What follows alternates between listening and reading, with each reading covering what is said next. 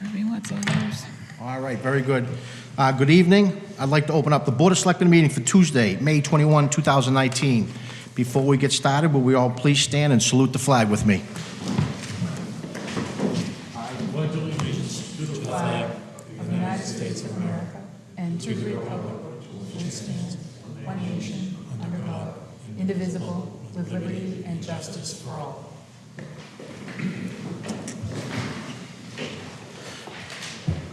Okay, before we get started, just some housekeeping. Miss Anne Marie Stronach is not present tonight. She is on a well-deserved vacation for the first time in a long time. So she will be back for our next meeting, which is scheduled for June 4th. Let's jump right into the first schedule item. The first schedule item is a tree removal hearing for 3 Darby Street. Do you have representation? Mr. Chairman, I make a motion Mr. to waive Chairman, can I Yes, just, Mr. before you do Montori. that, can we have Brian present and then go to the residents? Is that okay? Yeah, absolutely. Just one more second. After Brian presents. So do I have a motion? This is a public hearing. Do I have a motion to waive the public reading? Mr. Chairman, I make a motion to waive the public hearing. I have a motion. Do I have a second? I have a motion and a second. All those in favor? Aye. Good Mr. evening, Brian Mr. Gilbert. Chairman, members of the board. My name is Brian Gilbert, Director of Public Works. The DPW received a request for the removal of a 20-inch red oak measured at breast height at 3 Darby Street by resident Mr. Lee. The tree is located approximately 3 to 4 feet from the edge of the road and approximately 12 to 15 feet to the left of Mr. Lee's garage. The forestry foreman and myself met with Mr. Lee and inspected the tree. Mr. Lee indicated that he felt the tree was hazardous, where in the past he has been walking his dog and a limb fell, almost striking him. In addition, his son parks his car under the tree and doesn't want the car to be damaged. Inspection of the tree showed dead wood in the upper canopy, which is typical for that species. No cavities or structural defects were noticeable. The leaf buds, and this is the beginning of April, so it hadn't leafed out yet, were obvious on the branches throughout the tree. I have actually inspected the tree since that time, and it's leafing out full leaf. So I consider the tree to be healthy and structurally sound. In determining if the tree was a town tree, we looked at the town's GIS mapping, sewer plans, indicators in the field such as stone walls, fencing, and things of that sort. Since we were unable to affirm the ownership without a survey, we determined the tree to be within the highway, the right-of-way, consistent with Chapter 87, Section 1. And it's brief, so I'd like to read it to you. All trees within the public way or on the boundaries thereof shall be public shade trees. And when it appears in any proceeding in which the ownership of or rights in a tree are material to the issue, that from length of time or otherwise, the boundaries of the highway cannot be made certain by records or monuments, and that for that reason, it is doubtful whether the tree is within the highway, it shall be taken to be within the highway and to be public property until the contrary is shown. So therefore, it was determined to be within the highway and subject to Chapter 87, Section 3, which requires the tree to be posted for a public hearing prior to removal.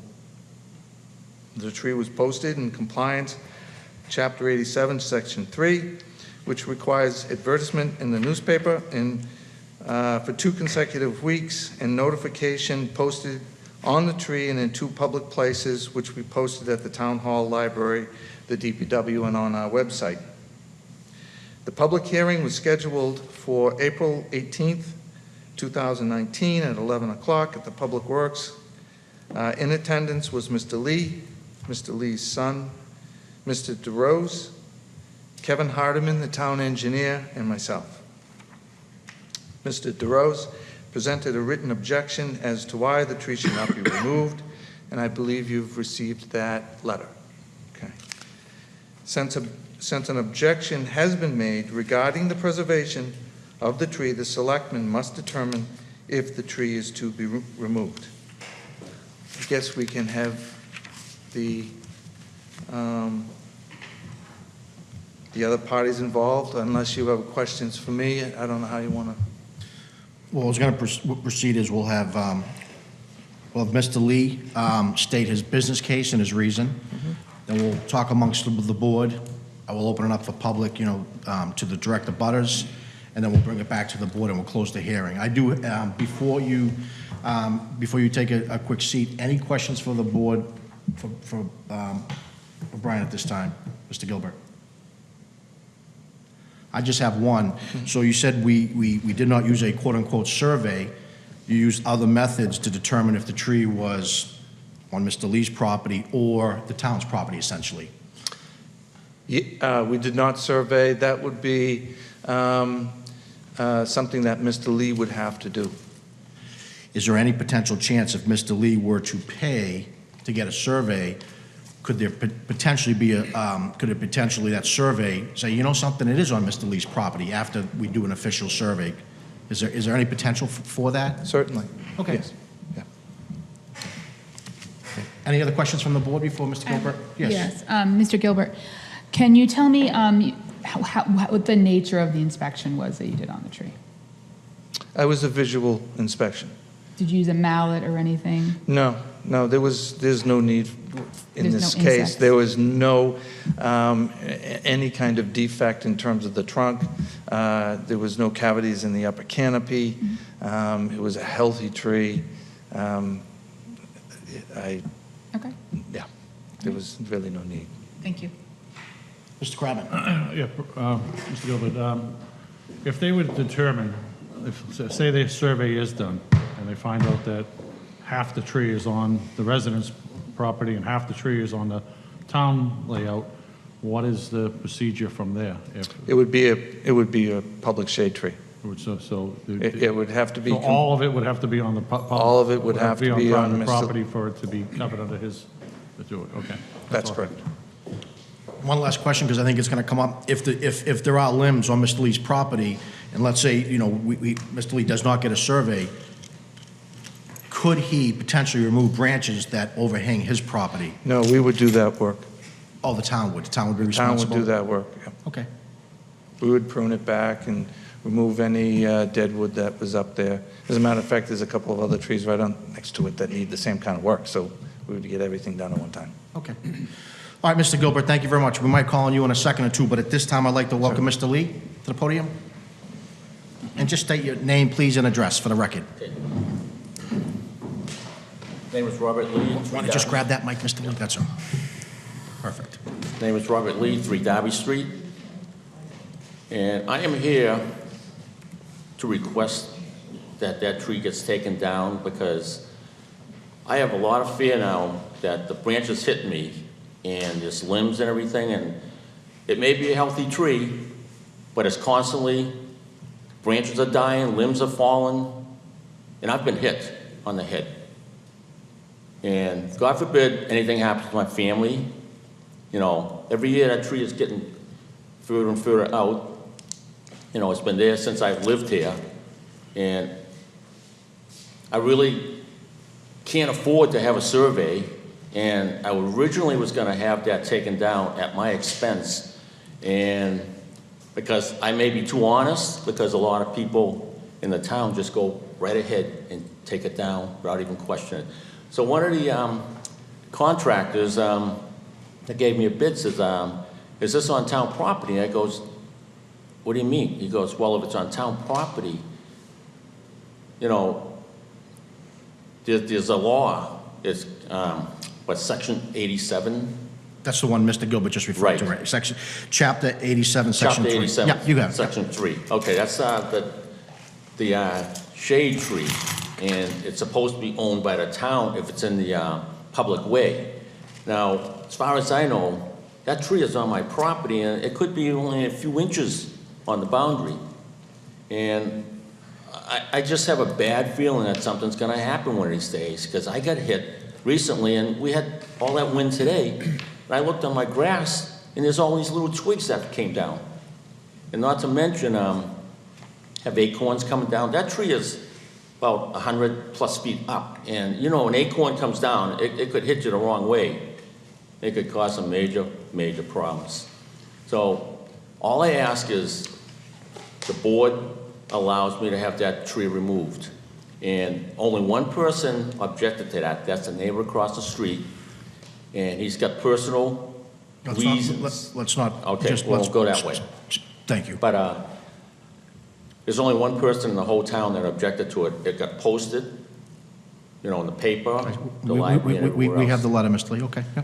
And I went to the hearing, you know, like the tree warden said, and there was only one person that objected. And all I'm asking for is a fair shake. That tree, I don't feel comfortable with. My quality of life isn't there, knowing that that could come down at any time, a branch or something else, and hurt some of my family or cause property damage. So I just request that I be allowed to have that tree removed. It serves no purpose to anybody. Other abutters have told me they got no problems. These are people who live on the street. And a bunch of other people in the past on the street have had their oak trees taken down. You know, but they're a little further in probably. Okay. All right?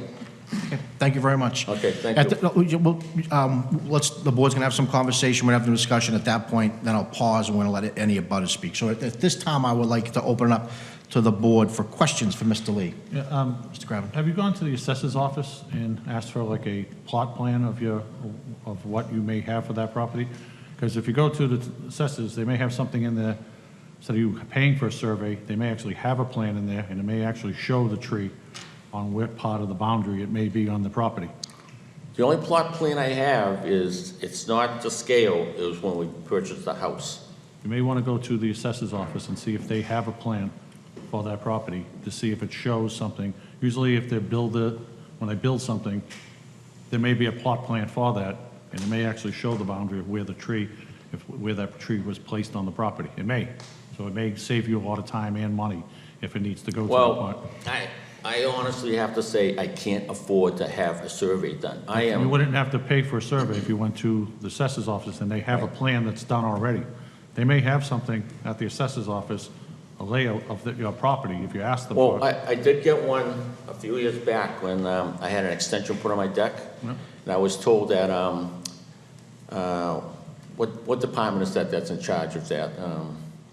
It's that. It's building the- department, but the building department is, Building and department, it's the yeah, assessor's office also. They told me that plot plan that they had wasn't up to scale. If I wanted something exact, I'd have to hire a surveyor. And I can't afford that. I just giving you an option, you may want to, that's something free that you may be able to ask for and see if they do have something. So what I'm saying is, one person can change my whole life. That's what I'm saying. Everybody in the whole town didn't vote against it. None of my abutters up and down the street. It's a small street. It's just 12 houses from one end to the other. You know, it serves no purpose for people saying, oh, wow, this is a beautiful tree. I got people that walk by. What if somebody walked by with their baby and one of the branches came down? A dead limb. Mr. Lee, we understand that. I can tell you too, from a town, just policies and procedures, it is not uncommon for one abutter or two abutters to, I mean, that's why we have the process in line. If a resident's gonna do something, we post it so abutters can come in. So my only point is, we've seen it many, many But times can before. I bring up one other point? Sure. The neighbor, and he's present tonight. I wanna, let's be careful. You stick to your facts and we're gonna call the abutters up. So I don't speak for the. I'll just state one just speak- thing that has to do with his property.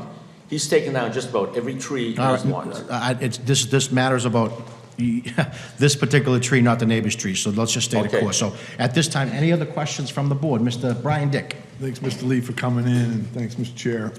It's really a safety issue for me, so I want to get a little bit, I want to understand the safety issue from your standpoint. I get it a little bit, but I think some of it contradicts what Mr. Gilbert just talked about on the condition of the tree. So I'm trying to understand, you said do you have other trees in your yard? I have one in the back along the Is it, fence. It's a wild maple.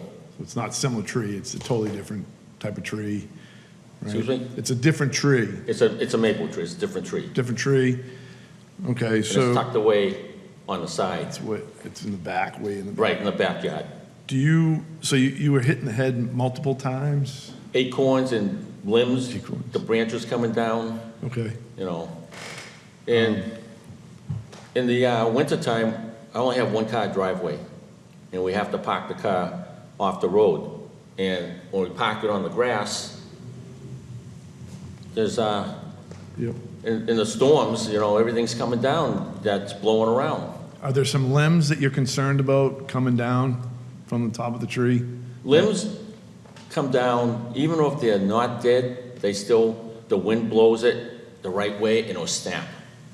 I'm just telling, everybody on the board that I've been hit numerous times and, With acorns or with limbs? Or- I'm limbs trying to and understand. acorns. Limbs and acorns, so yeah, it's, And has it caused any damage, other damage than hitting you on the head multiple times, or? cause pain. But I mean, like to your son's car or furniture? Yeah, put or stingies in his car. The acorns, yeah. Yeah, you can hear them, ba-boom, ba-boom, you know. And And they, is your this car's son- damaged. And Does your mine son- is too, because I park mine in the driveway, and my wife parks it on the street, and then when the parking ban is in effect, we take them off when the snow's gonna come, During the winter, yep. Excellent, And- excellent. and we get the Most limbs time. coming down, you know, it's right on top, the Okay. big limbs. All All I'm right, asking is, the tree serves no purpose to me, and obviously, no one else Yep. shows an Right. interest in it. understand that. So I'm just trying to understand from a safety, because I think that's where you're coming from, right? Originally in your argument on taking down the tree, it was a safety issue. Oh, for yeah, you. definitely. That's the number one. Do you feel in your best judgment that the tree is too old and that it could come down It's getting old. quickly? I've been living in this town for 30 years, and that tree was already there, and it was pretty good size, so I don't know if it was put there when they put the development up, or if it's just a wild oak tree that grew there. All right. And then I guess I have a question for Mr. Gilbert at some point. I have another one from too. Can I Mr. Gilbert? go through the chair to Mr. Gilbert one more time? So in your expertise, Yes. what do you feel about this tree? Is it, you described it as a healthy tree to me. Yeah, look, I mean, I've been an arborist, certified arborist, a Massachusetts certified arborist for 40 years, and I've been looking at trees for a very, very long time. This tree is a healthy tree, it's a solid tree. Oak trees do have a tendency to self-prune. They basically weigh their resources, and they get rid of the weak branches, and they die back, and you have to prune them out. Keeps arborists in business. So I think that this tree can be pruned back. Any kind of dead wood can be taken out. We can cut the limb that grows toward the garage back to an alternate limb or lateral, and this tree will live on for another Okay. however many years. All right, thank you. That's all the questions I have. I have just a quick question. I'll have another question for Mr. Gilbert as well. Mr. Lee, thank you for coming before the board. I grew up in the country with about 100 oak trees, so I know what you mean about the acorns. And stepping on them sort of like stepping on a Lego. I can't even stand that. And they do make a lot of noise when they hit a I'm not against trees, you know, it's just. I understand. Just one tree that's dropping stuff on me. Well, that's the nature of the And acorn. also, I forgot to mention one other thing. If you don't mind, I'm just going to ask you my question. Okay, sure. Thank you. You said that you've been hit on the head, and in this complaint, you brought forward a fallen limb to the DPW, and that was the Not the nature of your... branches, the limbs are large, the branches coming down, and it's not just my head, it hits me on the body part too. How many times have you called the DPW to ask for service in this regard over the course of your residency here? Excuse me, say that again? How many times have you called the DPW to ask for service on your tree during the time you've lived here? Up till that time that I was taking bids to have a maple tree taken down that had carpenter ants and the trunk was hollow. Sure. I knew nothing about any of the tree laws. And it was one of the tree services that brought that to my attention. And like I said, I was Okay. honest about it. And I called the DPW, and that's when they got the tree warden down to take a look at it. Okay. You know, a lot of people, I've seen them all over town, they just take them down. And the same time that I made the request, there were 2 trees on Kendall that the resident requested that the tree get taken down. There were no objections, so those trees are gonna be coming down. But because I had one person, Well, we're going to keep focused on your tree and the matter Okay, at yeah. hand. I think that's the important thing. I appreciate that that was my question, and I just wanted to confirm with Mr. Gilbert that you don't have a record of complaints about this tree at this location. No, we don't. Is that correct? Thank you. Thank you like very I much. said, I wasn't aware of the laws, I the understand. regulations and all that. This is the first time I've ever had to do this anyways. You know, I it's like- understand. It's hard, yeah. I'm just a retired school bus driver. All right, I'm just going to offer a few comments, and I will open up to the director about it. So here, Mr. Lee, here's the deal. I've been out there, I've taken pictures of it. I always say I'm a betting man, and when I first looked at the tree, I'm like, that's on Mr. Lee's property. But again, I haven't done a survey, so I'm with you where it does look like it appears to be on your property, but that's just a guesstimate. So that's why we have to be factual, especially when there's an abutter, and we have to follow the process. So I can absolutely unequivocally tell that you're a very honest man. That's why you came forth. But again, it's the policy, because remember, with 30,000 residents in Tewksbury, we could be having this conversation, you know what I mean? So again, you've done the right thing. You've come in front of us, so I want to commend you for that. I will also say I'm amazed at the it's a red oak as referenced. And when I was driving around taking pictures, it's incredible how many red oaks we have on Shawshene Street. Very, very similar to the red oak on Darby Street. It's incredible how many trees that we have that are identical with the red oaks overhanging Shawshene Street. So clearly here, it's not an issue specific to your property, but it is over the town. So we always have to be careful for a precedent. So, and again, like I said, you're an honest person. We need to go through the process, but I do believe there might be something said, and I know financially, the survey, I don't know what the price is. I've never done the survey, but I truly believe you might have a fighting shot if you took that survey under consideration, because it really does look like it's up on your property line. So I'm gonna pause there, and what I'd like to do now is open up. Is there any abutters that would like to speak at this time? Oh, please come to the mic and please state your name and address for the record. Good evening. My name is Joe DeRose. Oh, I'm sorry. Kids. Can you hear me? Yeah, very good. And if I'm yelling, it's because I'm hard of hearing. Even though I have brand new hearing aids, they don't work. But my name is Joe DeRose. I've been a resident for 52 years in the town. Getting to the tree. I don't know if you have a copy of my letter. I wrote a letter, and I'm familiar with Chapter 87, not from this, but from previous years in the town. And my own opinion, I believe the tree is very healthy. It's no danger to the property at 3 Darby Street, because if you're facing 4 Darby, which is the opposite way, the tree is on the left-hand side, the right-hand side. The tree is on the left-hand side, the right-hand side, hanging over the street. I don't know how, I've been there 52 years, and I don't remember any limbs in the middle of the street during the storm. And when I wrote that letter, the week before, we had winds of 35 to 50 miles an hour, and there was not a, well, there was no leaves anyway, but there was not a branch on the street from that tree. And I just, being a shade tree, right? I don't think it should come down, because it gives my house protection in the afternoon, from noontime until 6 o'clock at night, especially in the summertime, because that's on the south. The sun sets on the south side, and we get sun in there all day long. So that shade protects the tree, whether people believe it or not. Even in the wintertime, you get protection from the trees.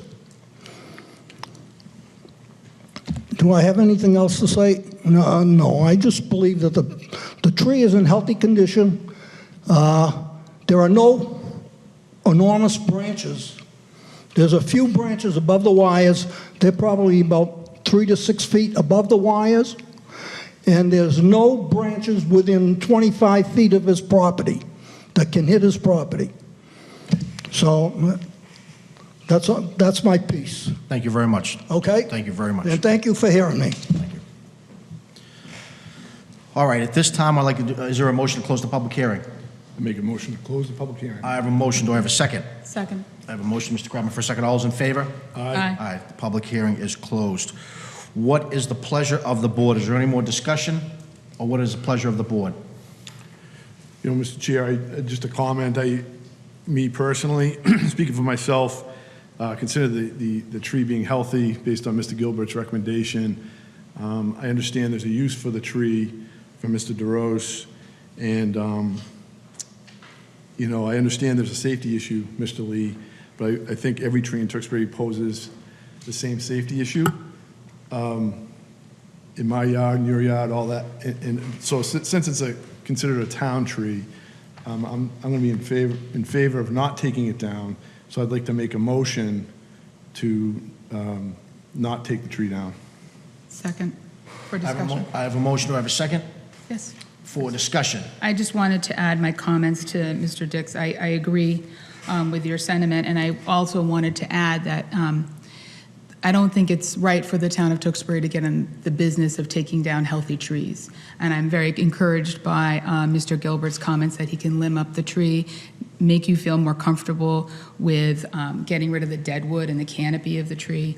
And I think that that might help you feel more comfortable with the tree in your front yard. I have many big trees in my yard, so I completely understand that concern. But I don't think that the town should be in the business of taking down healthy trees across the community, because that can not only be unhappy for the neighborhood, but also expensive for the community. So those are my comments. I have a motion and a second. Any other Can I discussion? make one more statement? I'll allow it. Mr. DeRose said that that was a shade tree for his house. That is totally incorrect, because it's to the left side of his house. If you look at it, it's on the right side. I've- But it's Yep. further over, and there's no shade, so. Understood. I did walk it, and I do have pictures, but understood. Because the Point sun taken. sets Okay. in the- Point taken. in the west. Point taken, Mr. Lee.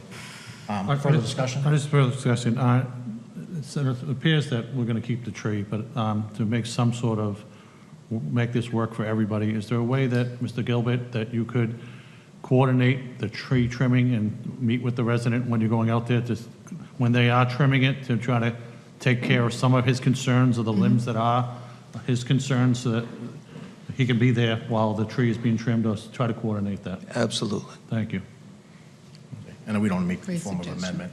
amendment. And so we have a motion, we have a second now for discussion. I'm only going to say, like I said, I stated, Mr. Lee, we hear you loud and clear. You know what I mean? You did the right thing. You feel very fair and very reasonable. I would still suggest, I know it costs money, but I do believe, as Mr. Gilbert said, there is a potential chance that that's actually on your property. And again, just from the visible look, you know, I think you might have a case there. But I mentioned it, and just a recommendation, that's all. And then that would be a clear-cut case, that it's your property, your tree, and we're not dealing with the town at that point. But I hope you understand our reason and rationale to why we got to this point, that's all. I'm not a big-time gambler, man. I'm not about to pay for a survey. Surveys cost Understood. thousands. That's a short- We just don't have that money. Understood, but as you I'm on said, fixed income, I'm retired, you know, Social Security is all I have. I understand that, okay. Fair enough. So I have a motion, I have a second. Let's take a vote. All those in favor? Aye. Aye. Opposed? Unanimous, 4-0. Thank you very much, Mr. Lee. All right, one other question. Go ahead. How soon is the tree gonna be pruned?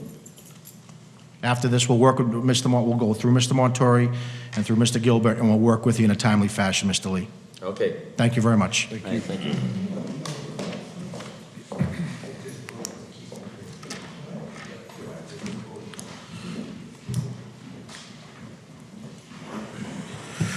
All right, let's jump to the next scheduled item. We have the sidewalk plan for snow removal. Yep. Mr. Brian Gilbert. Oh, we can just take, we can, oh, Yes. you're good. You're good.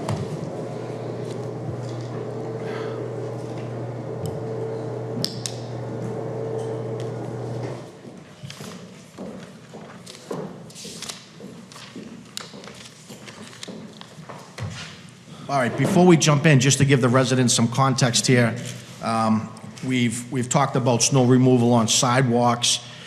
We did kind of have a, I'll call it informal plan, and through the residents and the board, we said, Mr. Gilbert, what we need is really a kind of an official plan so the residents understand what we can do and what we won't do when it actually snows with regards to, removing snow on the sidewalk. So this has nothing to do with plowing. Let's just level set. This has to do with the sidewalks within Tewksbury. That's correct. Okay. All right. Mr. Chairman, again, my name is Brian Gilbert, Director of Public Works.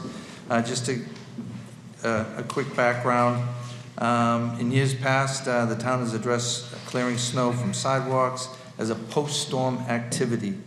Clearing operations would commence only after roads and parking lots had been cleared and only during regular hours. Approximately 6 years ago, the town began to clear sidewalks on both regular time and overtime basis.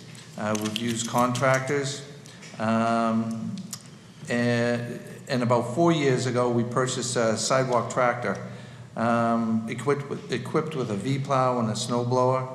The practice of post-storm clearing on regular time and overtime continued. However, we began to just use town employees for this operations. Prior to the equipment that we were using, it was 5 feet wide and our sidewalks were 4 feet wide, so we end up with a lot of damage and they didn't do a very good job. So last year we went out and we, some of the constraints is the equipment. We only had one sidewalk tractor. So last year, after town meeting, we ordered a second a sidewalk tractor. Unfortunately, it didn't come in until late February.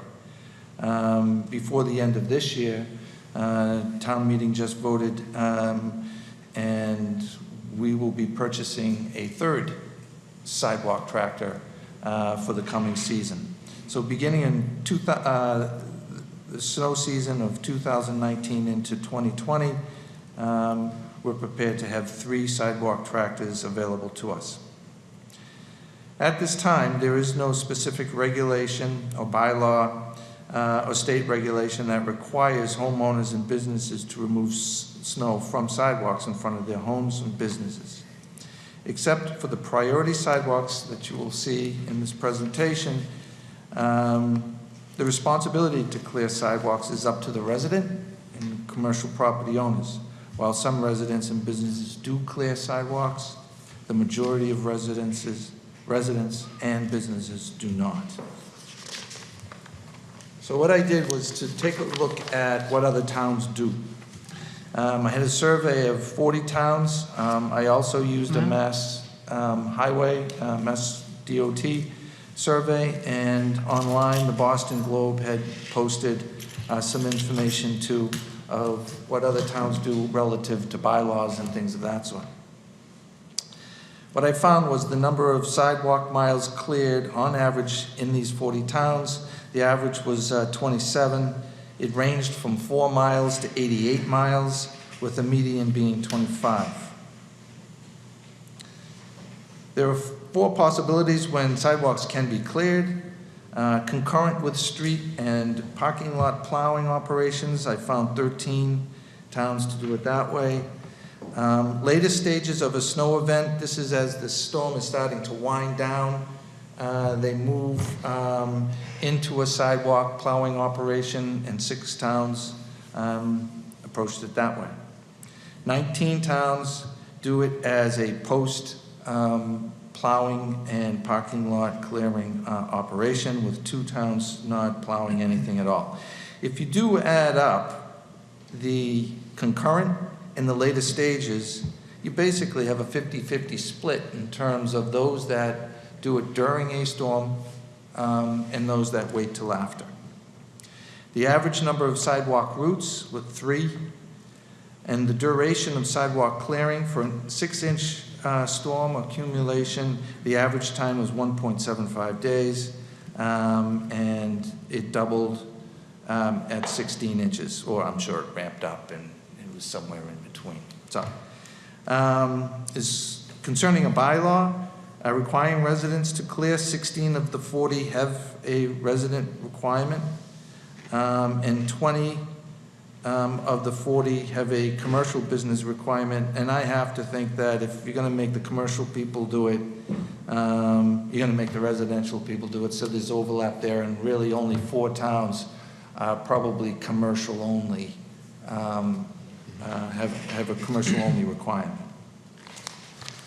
What we plan to do, we've identified 19 miles of sidewalk to clear. These locations are chosen based on past practice, proximity to schools, commercial zones, and access to commercial zones.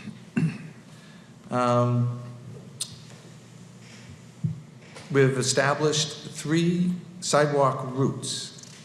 Sidewalk clearing will be conducted when snow events accumulate 3 inches.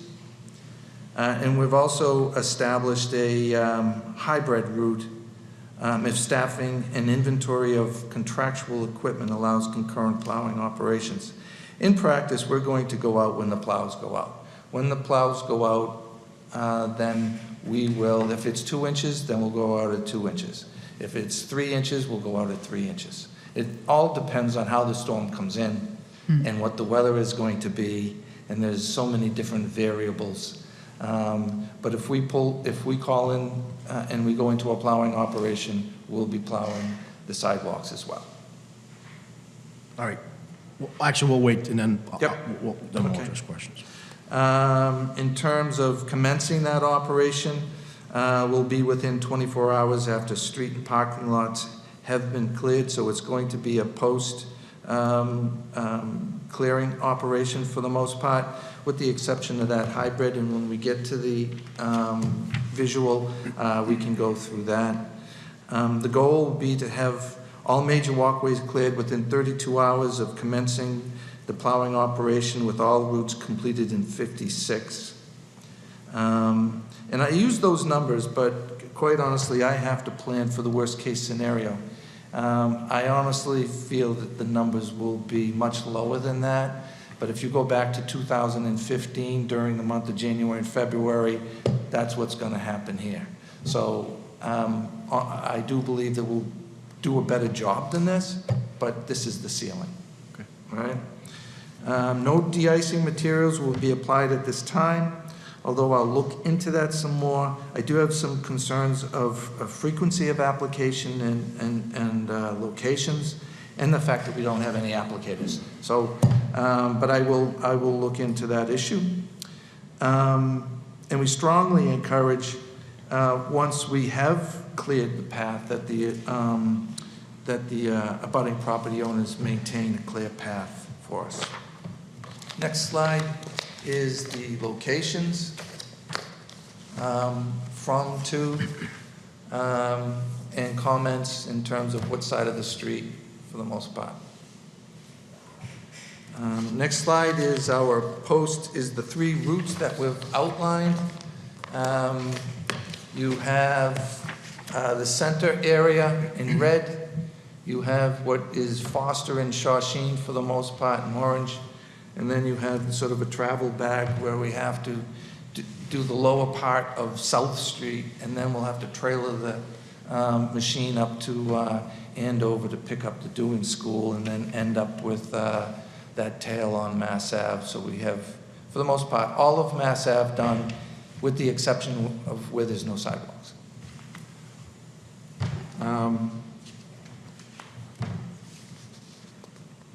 Maybe we'll flip back and forth a little bit here, but if we go to the next slide, is this hybrid that I'm talking about. And the idea of this hybrid will be to get started early, get out early, try and stay ahead of the storm.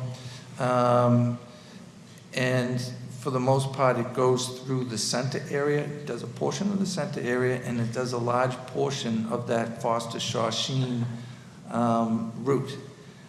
So again, the idea is to jump out early. At the end of the storm, if I've been able to do this during the storm, when we go into a post-storm operation, all 3 tractors are out, I'm going to be able to get through the all of these sections a lot faster. I'll be able to move a machine up to the doing school a lot faster because it's sort of an outlier, it's out there. And I'll be able to open up the sidewalks a lot sooner with something like this. I think over the last couple of years, especially the last 2 years, the Finance Committee, Selectmen, the town managers have been very supportive in getting us equipment with wing blades. We've become more efficient in terms of our snow operation, our street and lot clearing operation. And that efficiency, we can take the resources and move it to other priorities. So I think we'll be able to do this on a regular basis and get ahead of it. Some other things that we touched on when we met last. I haven't really looked into the bylaw. I think that that's something that really has to be looked at much more closely. The application of de-icing materials, as I indicated, I was going to look into that. Contractor rates and insurance is something that also we have to look at closely to try to get more contracted help. I guess I'll just open that up to questions. Okay. Thank you, Mr. Gilbert. At this time, I'd like to open the board. Mr. Brian Dick. So I had a couple questions. Thanks for putting this together. Right, I had some questions about what was provided earlier by the town manager, which is discussion pieces. I don't know if you want to talk about some of that too. Okay. So I guess the first thing would be that third sidewalk tractor that we're purchasing. How do we make sure that we get it before February, or is that a kind of like supply and demand thing? You know what I mean? How we purchase one, we got it in February. Yeah. How do you get it in November? Well, we plan to actually be ordering that in the next week or two. And it's a smaller tractor. It's used in what we had bought last year was really a tracked sidewalk tractor, and it came from Canada, and it was more specialized? More specialized. Absolutely more specialized. So this one can do the job, but it has other functions, other utility operations? It has other functions and utilities. Good. That makes a smart business decision. So, but yeah, I think that's big if we can get that third one, since we approved that at town meeting, right? So that's good. So you feel like you're going to have that before the winter Absolutely. Coming out. Awesome. Yes. So out of the 40 towns, where do we, it's kind of a general question, I guess, it's like, where do we sit in how we operate? I don't know if that's a fair question for you, but I mean, do you think like the services that we provide for sidewalks are kind of with what is it, 15 miles? What's the total sidewalks, 19? Yeah, 19 miles is what we're looking at. So we're a little under the norm of the 40 towns, or the median of 25 miles? Yeah, well, we don't have a lot of sidewalks. Yeah, I know, we're Where getting other more, but. towns that you're comparing to have a lot of sidewalks. So it's You a know, little, so- little different. It's different that way. Yeah. But it's good to have the data, so. Right. I guess As it's, we add sidewalks, we will be adding them to this list. I mean, they are, the sidewalk plan really is looking at major arterials and things of that sort, so they will be added to the.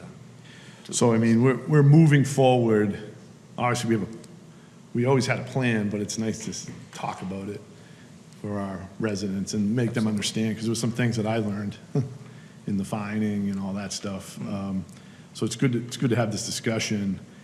So we're moving forward. So we're moving in the right direction to satisfy some of the concerns, which is fantastic. What a major versus a minor, I guess, sidewalk, how do we come up with, it's really, I know schools Right. around the town. I mean, my road has a sidewalk, but it's a cul-de-sac, so obviously it's not considered an emergency, but where do you make the cutoff, I guess?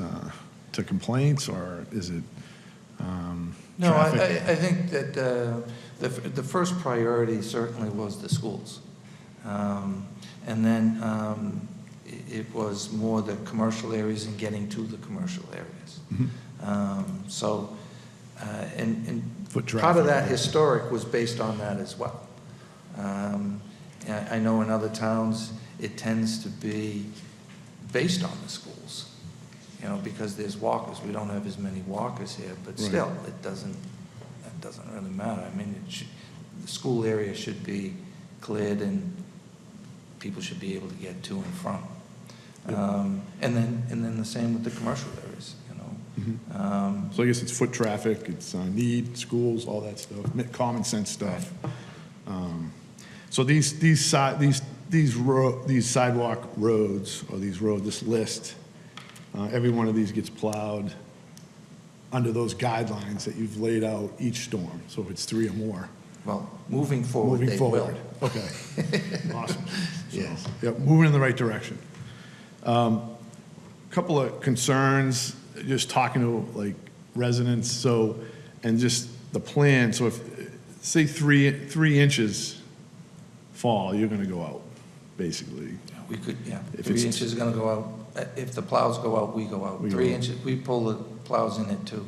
So let's say, I'm just trying to figure out how this works, so let's say the plows don't go out, Yeah. sun comes out, but the sidewalks have 2 inches, 3 inches of snow, would we clear them at that point, or would we let it freeze, or another No. snowstorm comes in? I would say this, if I have we're always looking at the weather. If I have 3 inches in April and the next day is going to be, 45, 50 degrees, we may not go out in that situation. Yep. If it's January and I see that I'm gonna have snow, I have 3 inches, I'm gonna get snow in a day and a half or something, I'm gonna have snow on top of that, it's gonna accumulate, I'm gonna go out and get the first 3 inches out of the way. Yep. Whether or not it's on the sidewalk, or whether or not it's on the street or in a parking lot. It'll be much more aggressive during the middle of the winter than it will be on the ends. Okay. And then I'll finish up real quick, because I know other people want some questions, but those mounds at the end of a walkway that people go around out in the street, that's a big concern, right? So obviously with this map, you're hitting those. So when the plows come, they pile it up at the end of the sidewalk. Right.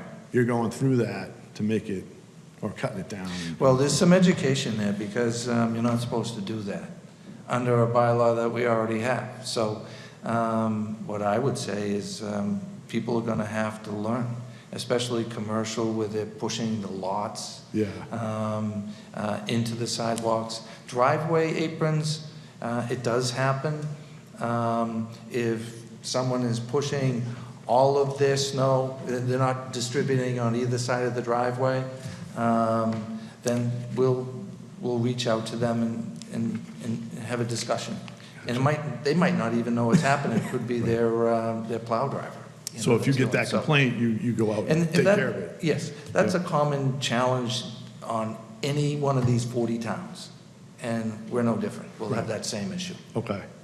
Last thing, just a couple of comments, I guess, on the bylaws. Like I thought, like, I guess one of them was really the part that I was kind of taken back by was it's $30 if you blow a mailbox over, right? So if you had like a big granite post, nice barn-looking mailbox, mailman opens it up and the chickens come out and he puts the mail in, this really nice-looking mailbox. If you blow that over by mistake, the town or a contractor, it's only $30 refund. It's higher in some other towns. So I think from a bylaw, I know it's not, it's just a thought for the town. I think that's too low. And I think that's part of the bylaw, right? The No, $30? it's actually just a policy. Just a policy? It's a policy, yep. So that's easily changed. And the process is going through the clerk, and that's great it's in that we talk about that. And, but I do think $30 is, probably doesn't happen a lot, but I think you can have an expensive mailbox, and $30 isn't gonna get it done for a replacement. And the only thing is I'm not in favor of fining residents and businesses for clearing sidewalks. So that's all I have. Sorry it took so long, but this is great riveting discussion. Very good. Ms. Jane Miller. Thank you. Can you just go over what equipment you have and what you're planning to buy, out of curiosity? We have a Holder tractor. It has a V-plow and a snow blower. We have a Bombardier? It's called a Chameleon, a Bombardier. Yeah. It's a tracked vehicle. That's with- the big one, right? That's the yellow one that we just, yeah. And that has a snow blower and a V-plow. They can both be equipped with a straight edge that you can, and then the last one is a AVS. We demoed it last year. We actually leased it for a short period of time. Okay. It has a V-plow. It's a more of a four-way plow, so you can actually, you can go V, you can go straight edge this way, that way, or you can actually cup the snow. I'm looking into a snow blower for that. The other thing that we were looking at is a broom, so that if we get only a couple of inches and it's a light powder, we can just go out and broom Yeah. versus actually trying to push it, you know. So we're looking at a number of different Yeah, things. that's really good. Do any of does the holder come with a mower attachment?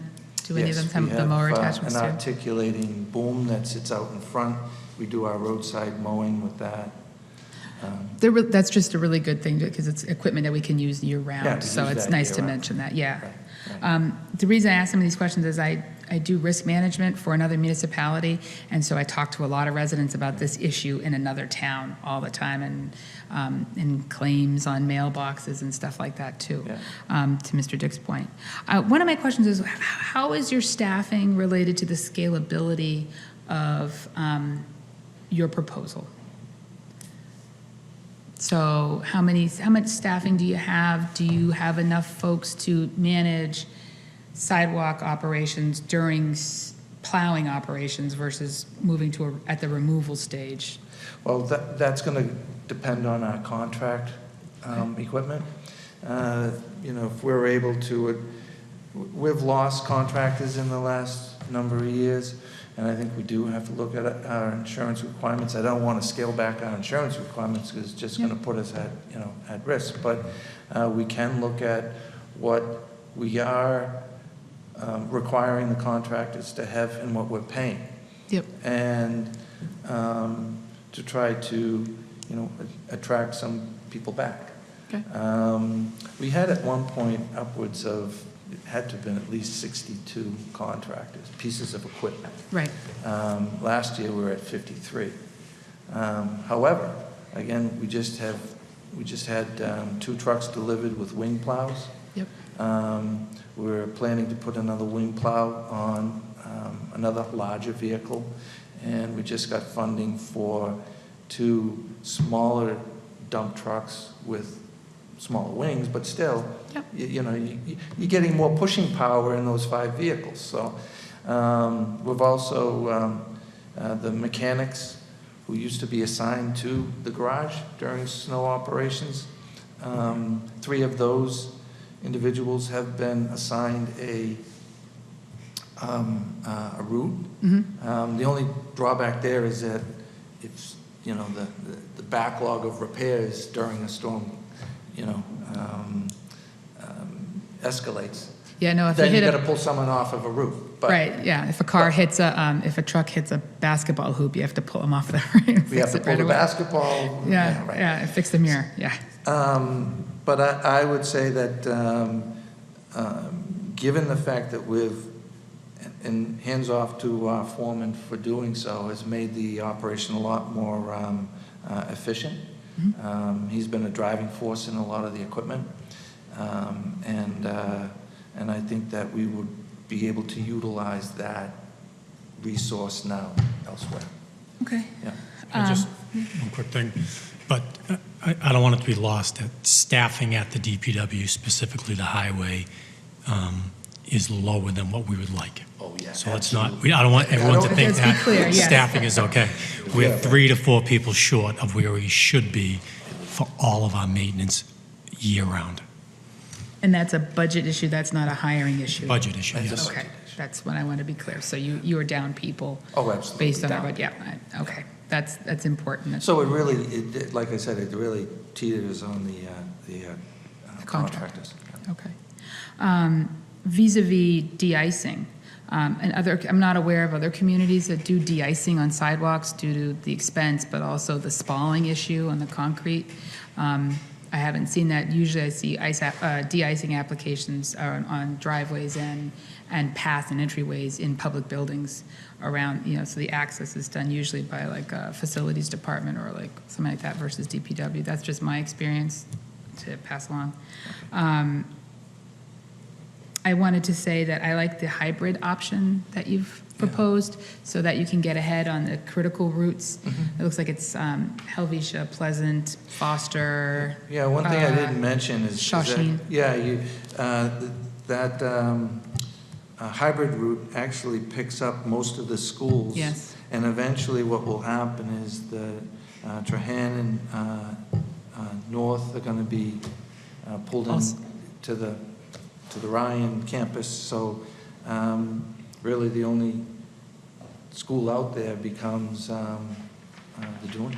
Well, yeah, because the Heathbrook is Right. also on that route that you have. Right. Yeah, no, I think that it works well and that it's great that there's already a lot of sidewalks in those areas. And I think it picks up Beach Street too, your hybrid route. Or no, it doesn't pick up Beach No, Street, no. it doesn't. But it does get all the schools and Right. I think that's great because it lets you get ahead if you have the Right. staffing to be able to do it during But that plowing Beach Street operations. area too is part of the one that most of the hybrid hits. Yeah, The long runs on the hybrid. So Yeah. getting in there and just cleaning up is a lot easier than trying to figure out where you are after a storm. yes, sir. Right, so- All right. Thank you very much. Very good, Mr. Kratman. I got a lot. Okay, with the sidewalks, obviously, we're going to be building a lot more sidewalks very shortly. We've got a lot of money in budget for doing these sidewalks, so this is going to change what you're planning. To Mr. Dick's point, I love the fact that we're going to get that snow tractor in before February. We need to get that up and operational and know what we're going to be hitting. But I'm not too comfortable. I know you got a plan of what you're doing with some of the activity during the storms, but I drive around during these storms, and I'm out there when all the snow is coming down, and I drive through a number of municipalities that surround us, and I shake my head of some of the things that happen. One of the towns that abuts us, they go out and they have their snowplow driver plowing the road, and they also have their tractor out there plowing the tractor. And I watch this game going back and forth for hours as I'm driving around. They clear the sidewalk, the plow comes back by, pushes all the snow back onto the sidewalk. The guy drives back down with the sidewalk plow, he plows it again, the plow comes by again, knocks it back, and I sit there and I'm like, who's gonna win this game? It's a lot of people being out there doing it. I can understand that we wanna be out there early, so when children and people are going to work, and kids are trying to get to the school buses, or somebody just maybe going to the train station or taking a bus to go someplace, those type of things, to go to work. We want to get out there and make them accessible, but I think the plan should be specifically of where this is going to happen, because it's not only the plows that are going by, but as soon as the plows get done, it seems like doing this overnight, then you get the businesses opening, so every contractor is out there with their private contractor. So if we get out there too early, now they're gonna plow their parking lot, and now they're gonna push all that out again as we go back and forth, and it's just a game that we go back and forth of. If we get out there too early, post-storm, I always, once the storm's over, you get it cleared. I understand we wanna get out there early enough to get, people safely by, but I would like to make sure that we focus specifically also, not only on just doing the sidewalks, but also opening up where we have like crosswalks. It's great that we plow the sidewalk as we're going down, but if there's a mound of snow and I see the kids climbing over it quite a bit, of trying to get those specifically on intersections, like we have Shawshene in Maine, Livingston in Maine, those type of things, where we get that sidewalk and people are crossing back and forth because the crosswalk's on this side of the road, and then there's no crosswalk, and there's no sidewalk, and then the sidewalk's on this side, just to make sure that people can get back and forth and open up those crosswalk areas. Right. Specific, and also where there's bus stops, where the LTR buses are going through, we want to make sure that we get those areas so that people can get on the buses as we're plowing the things, make it, I don't know if that's a way we can focus on those areas of like opening the areas, because if we're just going down and doing a sidewalk, and there's a mound there, all those people getting from that sidewalk onto the bus, if we're just pushing it down the sidewalk.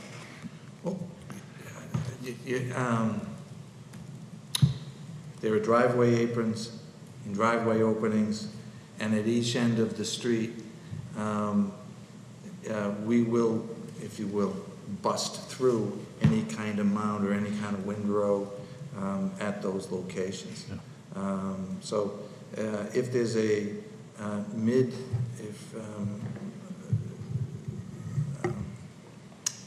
if there's a crosswalk that is a mid-block, and that's the only crosswalk, and we would probably end up taking that, especially on Main Street, something like that, we would end up taking and opening up both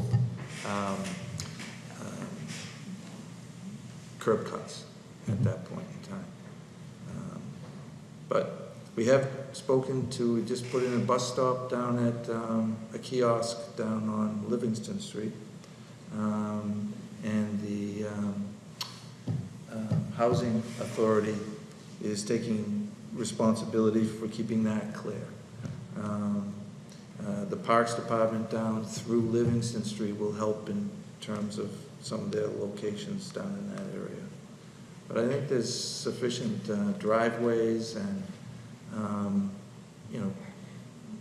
areas that we will open up for people getting on a bus or not having to walk out into the street on these routes to be able to pass and repass. I specifically, we have a lot of people that travel up and down these roadways, and I see a lot of them in wheelchairs. And that frustrates me to no end when I see somebody in a wheelchair that that's rolling down the middle of the street because they can't get into the sidewalk.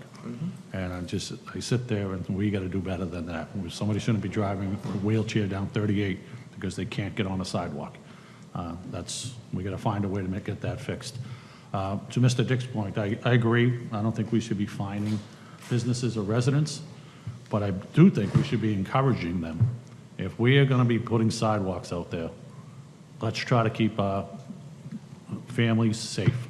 So if you're going out and you're snow plowing your driveway and you happen to have 10 feet of sidewalk, if you're lucky enough to have a sidewalk in front of your home and you're going to be going out there with your snow blower, be a good neighbor. Go out there and try to keep those sidewalks clear. I understand there's some people that can't do it, that don't have the ability, and maybe they hire a contractor to just come plow their driveway or something like that. But when people are going out and you're snow blowing your driveway and you're doing those type of things, I would encourage residents to please try to help out. Businesses should definitely be helping out if they're hiring contractors to do major developments, major stores that we have in this town. If they're hiring somebody to go and do a big giant parking lot and they're pushing it out, I would encourage the businesses to look and be good stewards of this community and work with us and try to help clear some of those sidewalks. And maybe we could send, as we're building these sidewalks, maybe we can send something saying, be a good neighbor, try to help and work through this. We're building these sidewalks for the safety of residents. The residents want this. And, let's try to keep these sidewalks clear so everybody can use them and walk safely up and down these roadways. You mentioned about your plows and getting wings on it. I think that's an excellent idea. At one of the depots that I work at, we had 110 vehicles that were working. And since we've added wings and calcium trucks onto them, we dropped 40%. We dropped 40 trucks off of those vehicles. So we hire 60 vehicles to do what 100 used to do, because we have wings that go out. We got a truck that can go down, especially, on our major roadways, Whipple, East, whatever they may be, the larger streets. They can, one truck can go down and do both lanes and just push that aside and get both of them. I know you're under restraints, and I still want to push the town to somehow or another, I don't care if it's a concrete box of what we do, but we need a wash bay for these vehicles, because we need to maintain these vehicles, keep them in good working order. We shouldn't have to be buying a truck every 5 or 6 years because it's rusting away and we're not using it to its proper ability in maintaining it. It doesn't make sense for us to buy a $100,000 truck and have it fall apart because we can't wash it or those type of things. And the use of magnesium chloride on these roads, if we had saddle tanks out there, would also save quite an amount of money to this town in using salt, because it does that much better as it coats the roadway. It keeps the salt from pinging off the roadway, it hits the specific areas, it cuts the use of salt. But once again, if you're using that type of vehicle, you must wash it after the snow because it'll rot the truck away. We don't have that ability right now. I know you're under that constraint, you have that problem, but we're not spending our money wisely in investments if we're not doing this. So we need to start making a better investment into the DPW to get better equipment to do that. But I do, like I said, we're going to be building. Job security is going to be great over there because we're building a lot more sidewalks in this community. I think the board is committed to building these sidewalks. I don't want to have a sidewalk that we're building that is only accessible 9 months a year. That's unacceptable. I want them cleared, I want them open, and I want people to be able to use them. I want people to walk safely in this community. So we'll just have to come up with a plan that'll work and work with the residents and the businesses. So thank you for your work. All right, I'll jump in. I am so depressed we're talking about snow removal on a day like today. I'm just joking. Because I do believe this plan is like 180 degrees from what we had. So just a few things. I'd like to take an action that, through Mr. Montori, that we do send the businesses within the town just a friendly, I'm not going to say reminder, but just raise awareness to say, hey, listen, we do not have a policy. I'm with the board here. I don't want to have a policy. And I do believe that our residents, we're a more senior community, so I don't believe that, I don't want a policy making our seniors break their backs for snow shoveling. Think of the seniors first. So just let's take an action to send just a friendly note of awareness to saying, hey, listen, be neighborly, do your part. If you can do the sidewalks, to Mr. Kratman's point, we know the individual going down Main Street, because that's not on here, Mr. Gilbert, but we both, we both see a few folks with the wheelchairs, they go into the bus terminal and wait for the bus to come up there, and we've seen it too many times. So friendly reminders to the businesses, all businesses in Tewksbury, to say, hey, do the sidewalk. I would hate to get to a point where we have to make a policy. So that is an ask, that's kind of what we were kind of driving at. We talked about de-icing and sand. There's a very astute resident that talks about cleaning up the sidewalks. What about, I know I did a lot of research here over the last X amount of months because of this, and sometimes, like, if we put salt, number one, it's expensive, how do you keep up with it? And sometimes it's not, like, user-friendly to pets. However, when I drive around different towns and neighborhoods, we see the barrels of sand, just the orange barrels. Any consideration that we can just kind of put orange barrels around X amount of spots here, especially around the schools, without shovels in there, a resident could simply take a shovel or a barrel, and if they want to kind of spread sand, down a particular path. Again, I'm just thinking going into solution mode because that was a concern for a few residents. Okay, we're going to clean them up, but then they're going to be slippery as all heck. Yeah. Sand is something we've been trying to get away from. Not only do we have to, if we were to do something like that, you're working to get it out there, and then you're working to pick it back up again. You're cleaning your catch basins.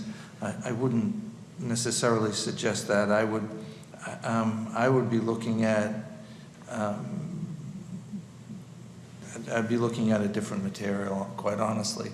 The second point that I want to make with that, on hills and things of that sort, I can see where communities would do something like that, where they would put out barrels. But a sand-salt mix is available at the DPW, so if people wanted to come down and pick up sand and salt, they do have it available there. I think if I were to put out barrels, quite honestly, it may not end up on the sidewalk. And I'd be filling barrels in neighborhoods for a different purpose. I get it. So, again, I'll look at this issue, but I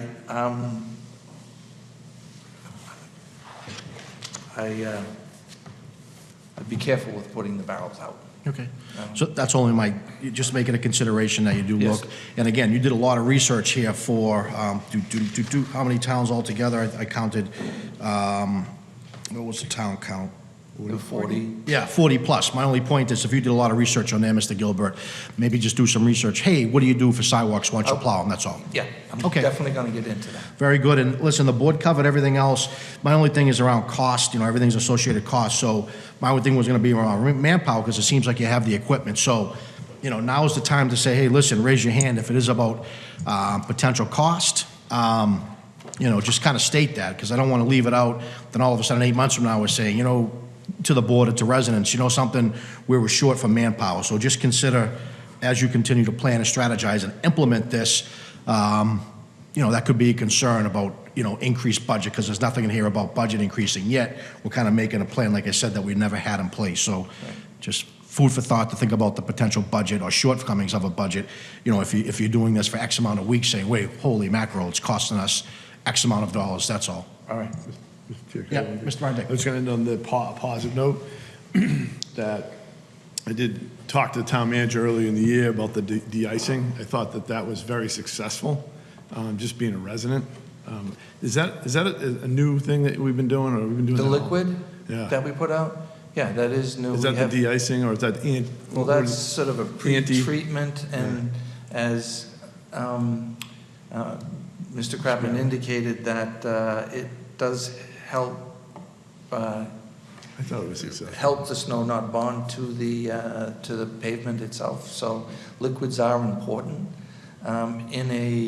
I hate the cliche toolbox, but it is a tool in there. Yep. Tooling toolbox. Yeah, and I think it was successful. We little learning curve Yeah. in terms of the application, but I think over time, I just remember the aroma. Like, there is an aroma to it, right? yeah, there's an agricultural product in there that they use. Yeah, but anyway, positive. I didn't get many complaints about plowing this year, other than the one sidewalk complaint. I thought it was a pretty decent year, and I want to commend you. I know it's a lot of hard work. It's a hard job. It's a tough thing with the snow, but I know every town and city experiences the same growing pains. I appreciate you pushing the needle. This is a work in progress. We're not going to get it right out of the gate, but as Mr. Kratman said, we need new sidewalks, all that stuff. So it's a work in progress, and I appreciate the hard work of you and your staff Thank you. at a difficult time of the year. Thank you. And I think we should send those notes towards the end of, it's summertime, right? No one's gonna October. open Yeah, that October. up and go. We'll go right in the shredder. Good point. Yeah, we'll do it in the fall. Thank you. That's all I had to say. Very good. And I just want to end on that before I open up. I am going to open up to the residents here. I just want to say, with you, based on your budget, your overall budget of the DPW and your staff, your team really does a tremendous job. And to Mr. Brian Dick's point, this was the first year that I received zero calls to say, hey, we didn't plow before, during or after the storm. So that's kudos to your extended team there, because like I said, based on your budget and your staff, the folks do a real good job over there. So please pass that I'll along. pass that on. That's awesome. Absolutely. Okay, very good. At this time, before we do open up to residents or public comments, are there any comments or questions from the residents at this time? Okay, please just to the podium and name and address for the record, please.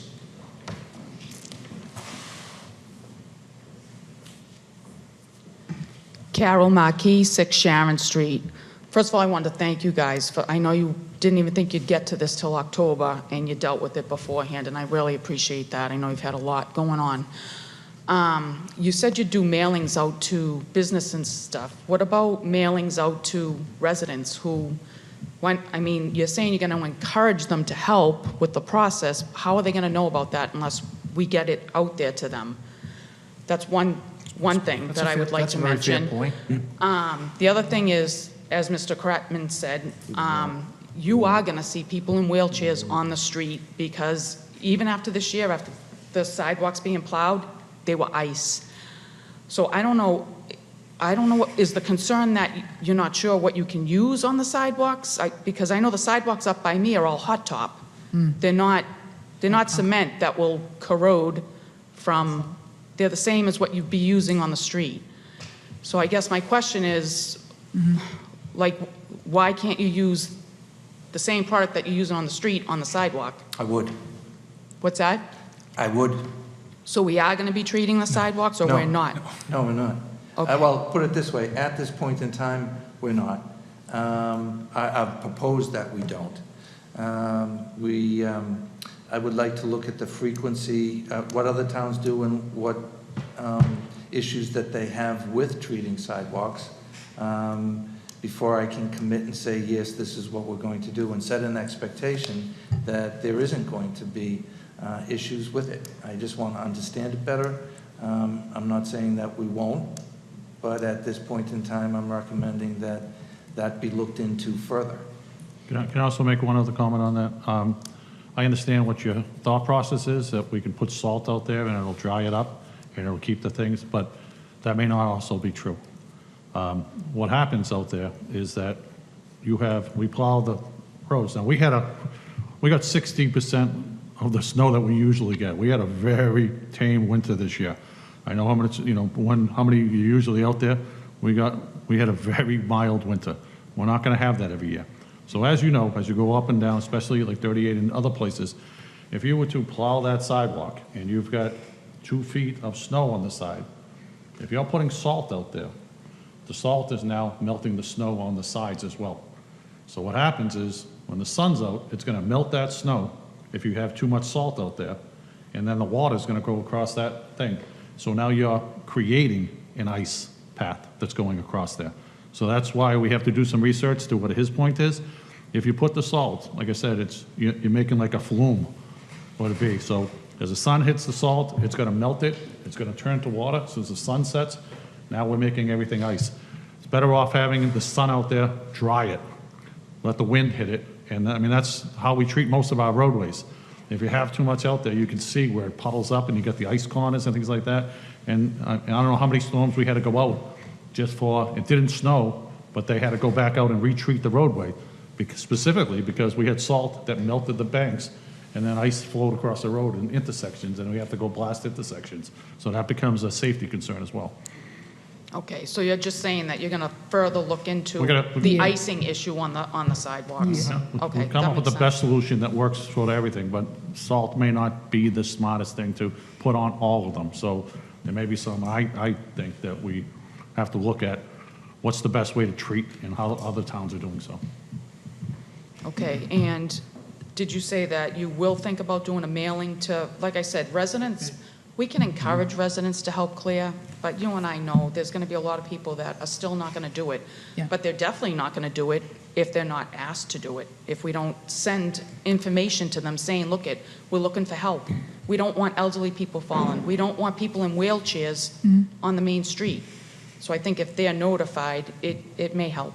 When I made that motion, it wasn't just for businesses. Like, Okay. I think I stated that I want to send it to businesses, but also as we're installing sidewalks, we're putting a lot of new sidewalks that will be going over the next couple of years. So as we're putting in these new sidewalks, maybe send a mailing to that specific area. We're putting them down, the length of East Street or whatever it is.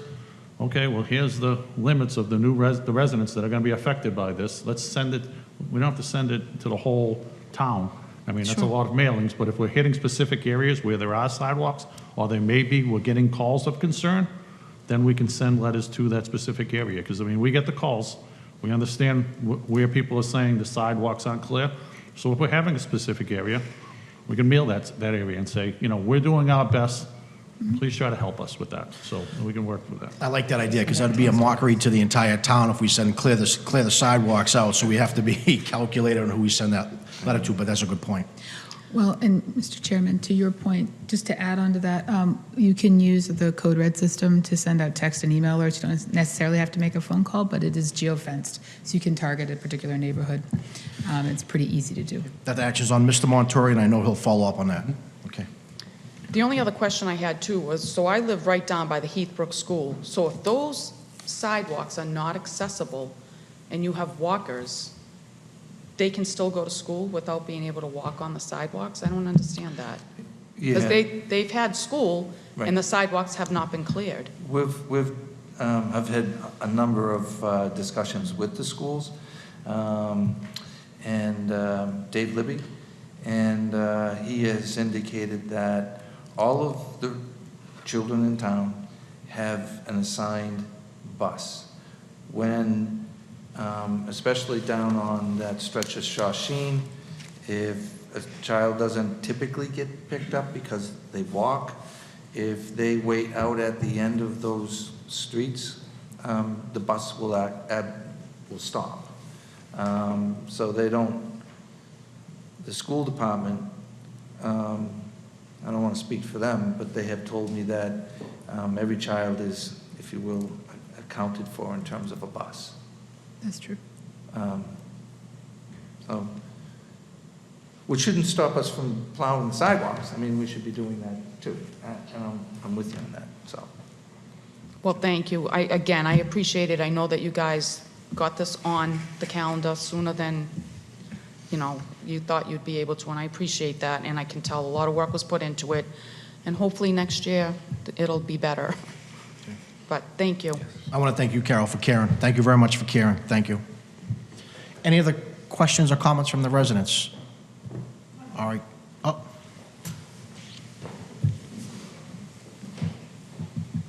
You know the drill. Name and address for the record. Yeah, first of all, I want to thank everybody, especially the DPW, for the work they do. I've been here 52 years, and I don't have one complaint. As far as snow removal goes, on the Kent and Kevin streets, I can't remember which street is which because they all both end start with K. But the one closest to Eastman, I don't know which one that is. One closest to what, sir? Oh, What's- Eastman Road? Okay. Yeah, what's that street? Kent or Kevin? I can't I remember. think that's. Well, no matter what, when they plow snow there, that's a very, very dangerous entrance to Foster Road. When they pile up the snow, Yep.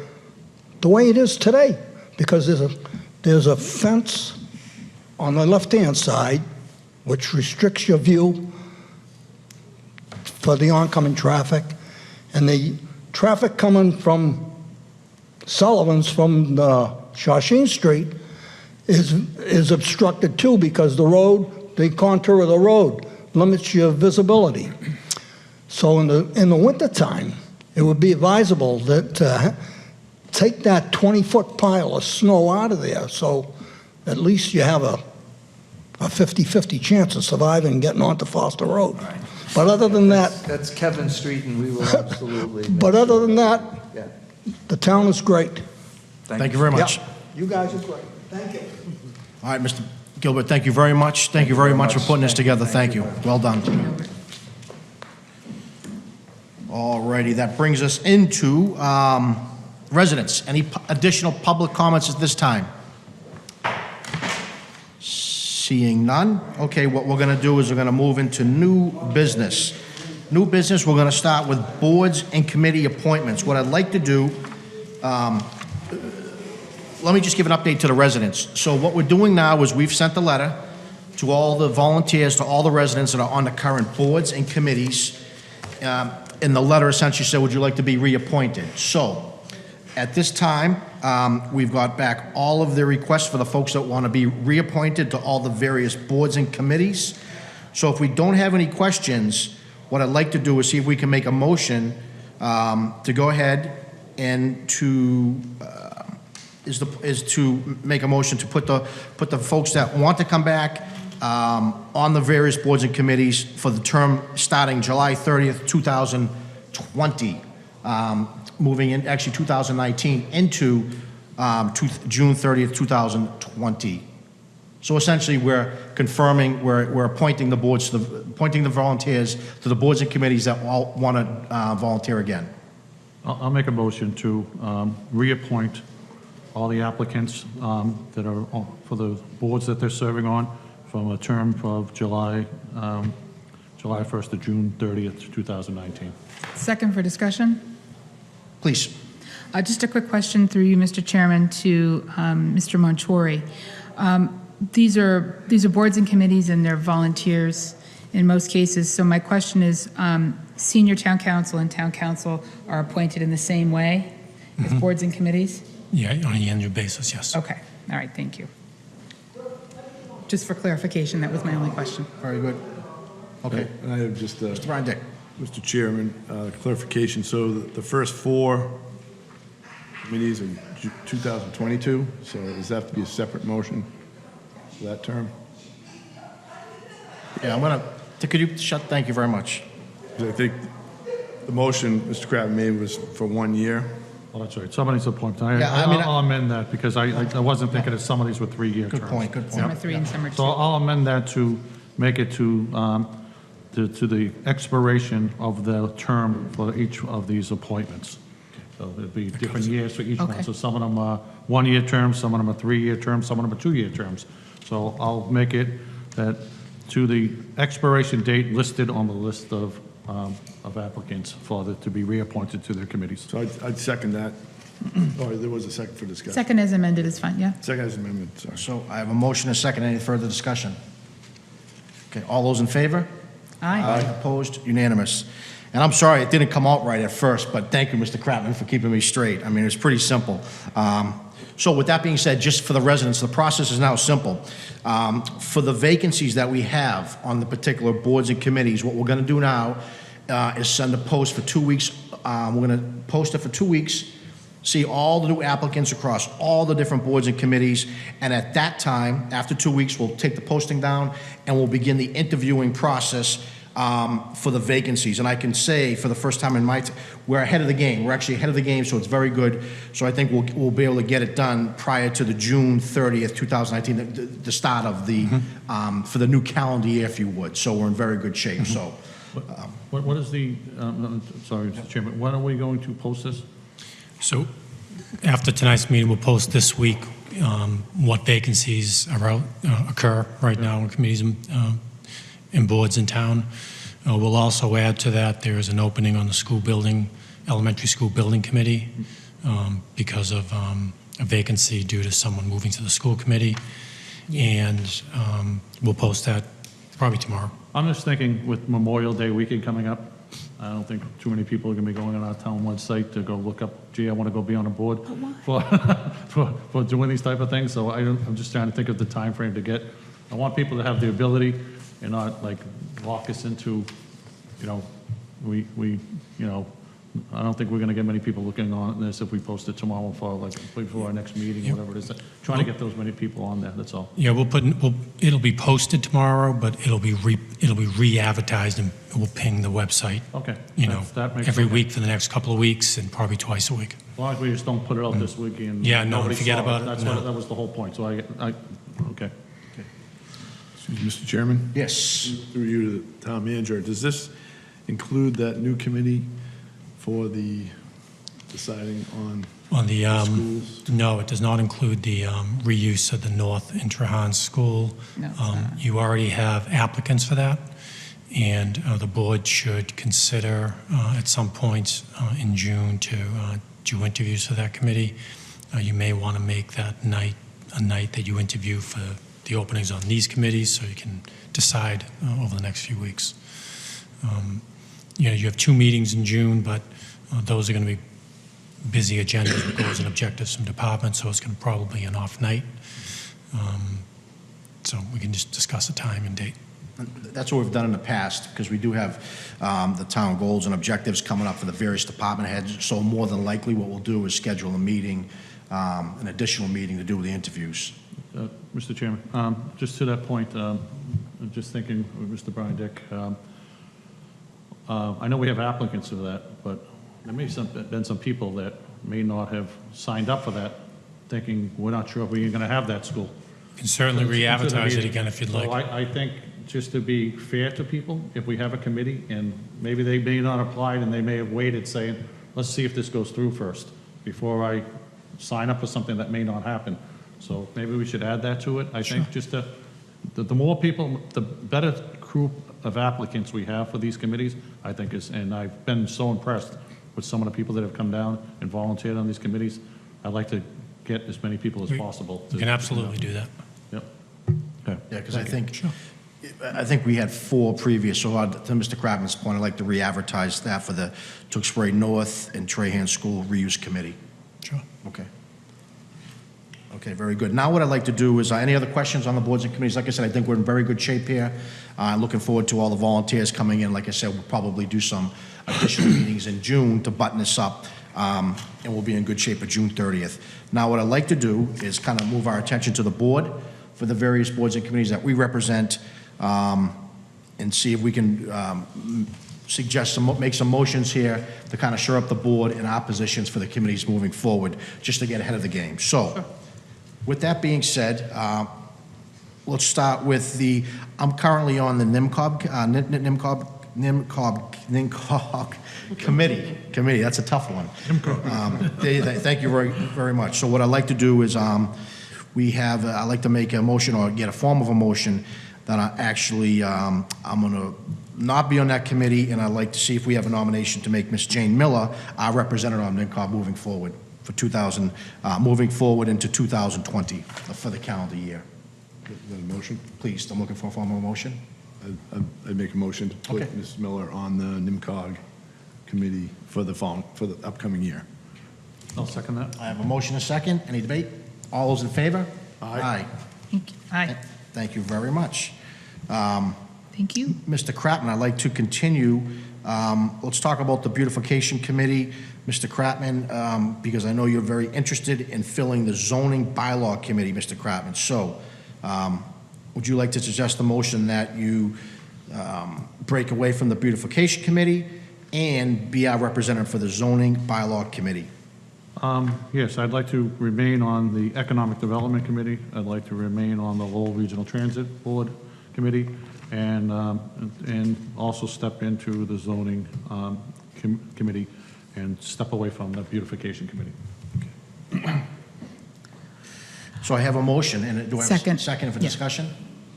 No, Okay. second. Motion and second. All those in favor? Aye. Aye. Unanimous. Thank you, Mr. Kratman, for volunteering. I can't believe you're only on 1, 2, 3. Yeah, is it 3 boards? Okay. Yep. Very good. With that being said, now there's an opening for the beautification committee, and I believe Ms. Jane Miller was interested in that. So, Mr. Kratman, do you have a motion? Yep, I have a motion to make Ms. Jane Miller our Selectman designee to the beautification committee. I have a motion, I have a second. I have a motion, second. All those in favor? Aye. Aye, unanimous. Thank you very much for stepping up, Ms. Jane Miller, for the beautification committee. I'm excited. Additionally, there is an opening now for the Community Preservation Committee, and I would be more than happy to represent the Board of Selectmen for that particular committee, so I would ask if there's a motion that I could represent the Community Preservation Committee as the Selectmen representation. So moved. I have a motion, do I have a second? Second. All those in favor? Aye. Aye, unanimous. And just looking down, Get the athletic Fields. seek a motion that Mr. Brian Dick remains on the Tewksbury School Athletic Fields Committee. Do I have a motion? So moved. I have a motion. Do I have a second? Second. All those in favor? Aye. Aye, unanimous. And what we can do is, I know Ms. Amber Stronach is not present. However, I think it's fitting that we could make a motion, I did speak with her, that she remains on the Local Housing Partnership, the Public Events and Celebration Committee, and the Elementary School Committee. So I would look that for a form of a motion. I'll make a motion that Ms. Stronach stay on those 3 committees. I have a motion. Do I have a second? Second. Motion, Mr. Brian Dick. Bless you. Bless you, Brian. That was the second. That was a second? All right, I'm going to give that to Mr. Brian Dick. That was good. I have a motion and a second. All those in favor? Aye. Aye. Unanimous. And last but not least, I'm going to seek a motion. So I am the representative on the Tewksbury North and Trahan School Reuse Committee, so I would entertain a motion that I would stay on that committee and represent the Board of Selectmen. So moved. I have a motion. Do I have a Second. second. Motion and a second. All those in favor? Aye. Aye. Unanimous. And I do believe that takes care of the Board of Selectmen representation for the numerous boards and committees. Just one item. Please. I've served on the Cable Advisory Committee. I don't know how that's going to continue, and there was never a Board of Selectmen representative on that committee anyway, so that's something that we should kind of hash out at some point. Okay. But not tonight necessarily. But I think we're going to sunset that probably. Okay, very good. Yep, so we'll put it on, we'll take a note, we'll put that on a future agenda, because there are a few other committees too where we actually, we're gonna the applicants are going to reapply, and we just appointed them, and there might be a few committees that we might consider as well. So we'll have those discussions, especially on the cable.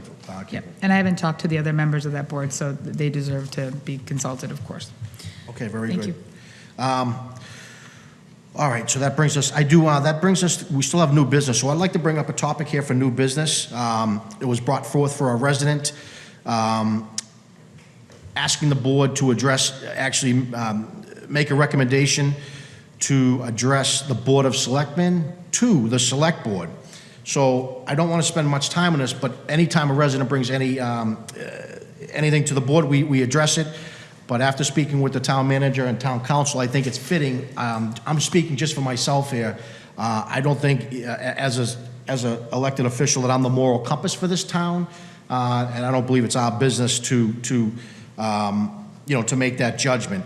But what I'd like to suggest is we're going to talk to Richard Montori. I wanted to plant the seed, and we'll probably bring it up on a future agenda, but just to plant the seed with the board that after discussion and ongoing discussion, it's very likely that we might suggest that the petitioner or petitioners actually bring this up for a non-binding vote at a future date for a town election. Because just like a lot of the things, and we use the marijuana votes as an example, essentially a non-binding vote for the residents is, do you agree or disagree? And if you agree, then we take appropriate action. If we disagree on the particular on the motion via the polls, then we take no action. So again, I want to plant the seed because I think it's fair to the resident. But again, I that's the direction I want to take, and just stay tuned for a future. We will put that on as an agenda item for an upcoming meeting, but I wanted to plant the seed. I will defer to maybe Ms. Jane Mill. I think you have a little bit of history with this in another town. I don't know if you want to share any additional color? Sure. Okay. So I work in another municipality. I work for the town of Reading, and the town of Reading recently did this as well. It was required, so you can change it in the charter or you can change it in the bylaws, and changing it in the charter is onerous, particularly because you have to have an act of the legislature. So what Reading chose to do, and what a number of other communities have done, is they've made it a bylaw change, which is a requirement of a vote at town meeting. It would be a simple majority vote versus a two-thirds, not a zoning bylaw. So so the town of Reading pursued that, and then had a staff and a bylaw committee that went through the bylaws and changed the Board of Selectmen to Select Board. And that was changed on the website, and some of that kind of stuff happened. So that was a process that took place that I saw up close. But that's the typical option. Municipalities are going toward the bylaw versus the charter in those changes. All right, very good. Again, I wasn't looking for a vote. I just want to kind of just inform the board and the residents, because a resident, residents have brought that to our attention. Any questions from the board? No, I just agree with the chairman. I think it's, the residents should have the say on this, of Yeah. what they decide to call us, and they do call us things. So, like I said, let's bring it to town meeting, let the residents have their say, let them bring it up on an open meeting, and whatever the majority wants to do, that's the way we should go. Let the residents have a say in this. Shouldn't be just the Board of Selectmen or the Select Board to make a name of what we call ourselves. It should be the residents, what they prefer. So I agree with you. Okay, very good. Mr. Ryan? No comments. All right, very good. All right, any other new business? Any other new business? Seeing none, it brings us to Mr. Montori, Town Manager. Thank you, Mr. Chairman. Just a few things. First, an item that was added late to the agenda today because we just received the information. We did a borrowing for the streetlight conversion that we're undertaking. Town meeting authorized the borrowing of $499,000 for this project. It wasn't a conventional borrowing. What we did, we did what we call State House notes on a short-term basis that will pay down each year, probably for the next 3 to 5 years, because that's the payback on the street lights, and we'll use the street light budget to pay it down each year. And then whatever the balance is that we owe, we'll roll it over to the next year and do so until we pay the note off. So it's $499,000. We had an interest rate of 2.14%, which was very good. And I just need the board to approve the bond anticipation notes for the streetlight conversion, and I have documents for the board to sign. Is there, I'm sorry. Oh, Ms. Miller? Sorry, Mr. Chairman. Is there a particular language that you need adopted for bond counsel? For a normal one, for a normal bond issue, there is very specific language, but because of these just being bond anticipation notes, just the board voting to approve them in the amount of $499,000. So you're seeking that in the form of a motion? Yes. Okay, then we'll require the signatures, okay. Questions from the board? I just wanted to say, I think the town manager should be commended for this, because this is, I understand we're spending $499,000, but this is going to be a great savings to the town from what we were paying to National Grid. So I want to make it very clear to the residents that this is, yes, we're making an investment, but this is going to be a big savings over time of what we were paying to what we will be paying, and we have control of them. And I already have got a number of residents speaking to me saying they love the new lights. Where it's brighter, and we can control these type of lights. We can dim them if it's too bright in one area, or if we have a dark area, we have a long stretch, we can make them brighter out there. So I think that's something that's, the savings and the usability of them, I think, is a great investment from the town. I would also like to look into seeing that we have made a smart investment into this energy, this type of energy. Maybe we could try to send something to the state to see if we could get a reimbursement, some sort of like green, whatever it is, because of the type of lighting that we're using. We could probably send in something to the legislature and ask them to say, we made an investment, but we're also, being these lights, even though they're brighter, they don't use as much energy, the type of things, so the green energy and those type of things. I know there's certain grants that they give to communities to do those type of things. I know the police department gets a bunch of them, but this may be something that we can put on that to maybe get a reimbursement for some of this $499,000. Yeah, we can ask. as well. Yeah. Yeah. But with that said, I will make a motion to make a motion for the borrowing of $499,000 as a bond. Motion to have a second?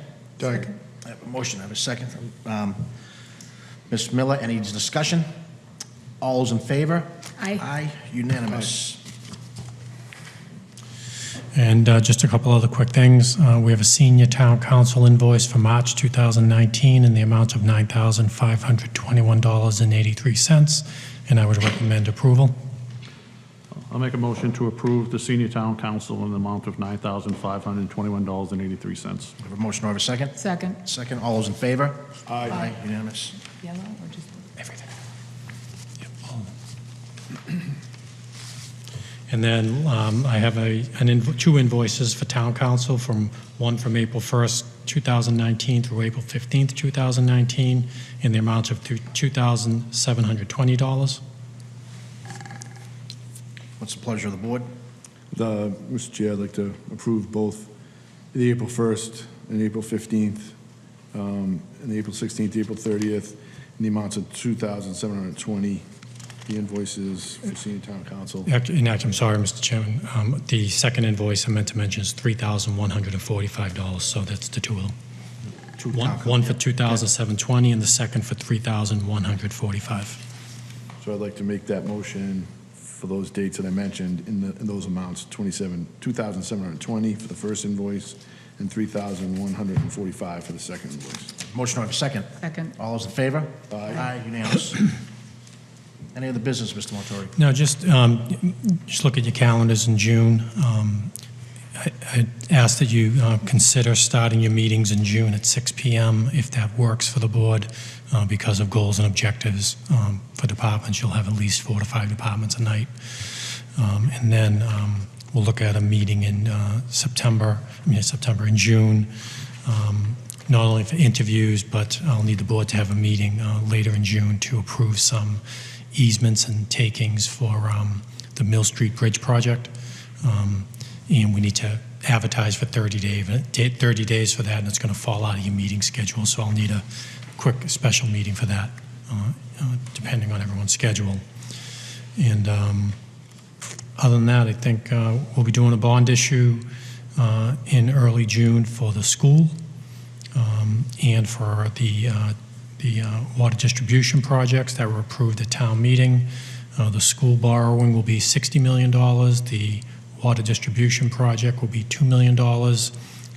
And I'll be coming forward with the results of the bond sale at your June meeting.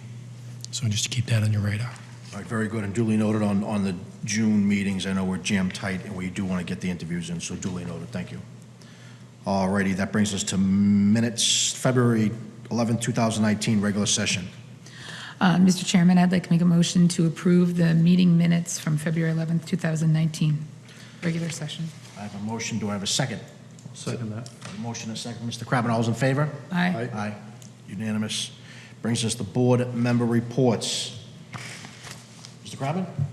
Yes, okay. So Beautification Committee has met. We had a very successful cleanup day, and they're looking at a number of other things. They're going to be planning one for the fall, but they kept a list of a lot of the things that were picked up in the town, and so they're going to try to bring that to the public's attention to try to make the awareness of some of the things that are being deposited on the roadways, and just to help people, be proud, take pride in the community, and hopefully clean some of this stuff up.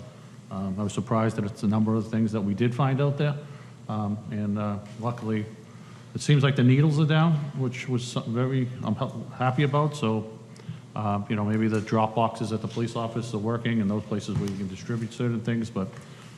It was over 200 participants went out there and cleaned up this town, and I'm very proud of everybody that went out there and did that. That was awesome. Also, Lowell Regional Transit Board, I have a meeting tomorrow night, but I'm very happy to let the town know that the kiosk, the bus shelter was installed down on Livingston Street. There was a number of residents that were there that get off that bus where we did not have a safe place for them to be getting off. The implementation of the new lights on Livingston Street down there are helping. I think we still have to look at some other spots, which I'll talk to Mr. Montori about, where Saunders is maybe, in those areas of where there's another area to get that lit up. Even if we have to use some solar lights during certain times of the year, maybe we can install some cost savings, different things like that, or put in, just so, I want to make that area safer, especially with, we got seniors there, we got a lot of kids walking in that area. We just got to make sure we keep it safe and how we're going forward. But that was put in. I want to thank the town engineer. It was a great town effort. It's just, the town engineer was there, he designed it. We used the funds from the town that was implemented for the sidewalk funds that we have. We had the Lowell Regional Transit Board that bought the shelter, but the town put the pad in, so in cooperation, we went out there, and now there's a new crosswalk as well. So as people get out there, they definitely do slow down when they're coming through that area, and we have seniors going across the road back and forth, and now we have a crosswalk to keep them safer. It's well lit, and we want to keep it that way. So that's very successful for the town. I like what we're doing. The Economic Development Committee, we're moving forward. We have a new town brochure that's going through. We're in the final stages of finishing that, and we will have another meeting probably in the month of June coming up. And so I'm happy to please that. And the only other thing I have is I want to remind everybody, we're going to have the Tewksbury Memorial Day Parade this year. A lot of people are working hard on it. I want to thank everybody on the Patriotic Committee that's working so hard to put this together. I want to thank our town veterans agents that's working. This year, we're going to have Mr. Joseph Zangri, U.S. Air Force veteran, who's going to be doing the speech at the Tewksbury Memorial Day ceremony. That takes place at noon at the East Street Cemetery. From there, that'll probably go to about 12:35. We then all leave there. We head up to the town center. The parade is going to start at 1 o'clock. The road gets shut down usually around noon, a little bit before that, so all those sides have everybody prepared for that. And we have about 40 participants that are going to be either with floats, bands, marches. Everybody's going to take pride in that day. And I want to thank everybody for helping out and doing that. And I'm looking forward to a nice day for our Memorial Day parade. So that's all I have right now. Very good, very good. Mr. Brian Dick. I have nothing to add tonight, Mr. Chair. It's in the past. Ms. Jane Miller. Just briefly, I wanted to acknowledge that this is, it turns out it's National Emergency Responders Week. And I wanted to acknowledge the work of our firefighters in an early morning fire this morning that was in an industrial building, and there are 4 large propane tanks, so it could have been really bad. And they did a great job, and so I just wanted to acknowledge that. Thank you.